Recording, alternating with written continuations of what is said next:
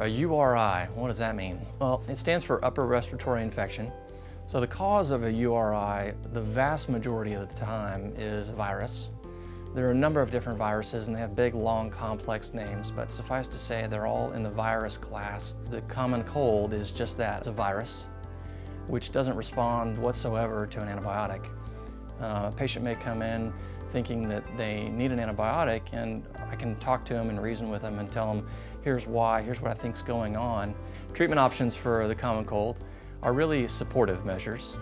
Most importantly, rest. It's essential. The longer you try to push through this, keep going to work, keep exercising, not sleeping well, all these things affect your immune system.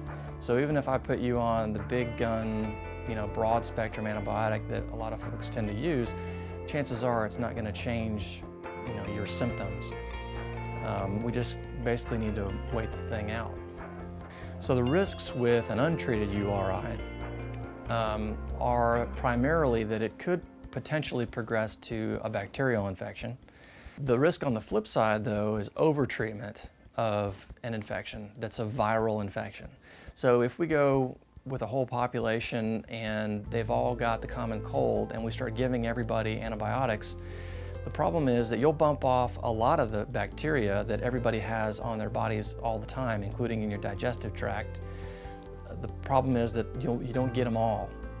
So the ones that are left are much more resistant to that same class of antibiotic. Then they proliferate. Then you hit them again, let's say 6 months later, with a similar antibiotic or even a different class of antibiotic.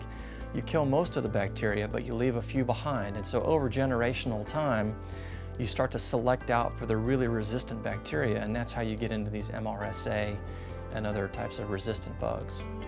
So there's good reason to be hesitant when using an antibiotic. Hold it in reserve for serious bacterial types of infections.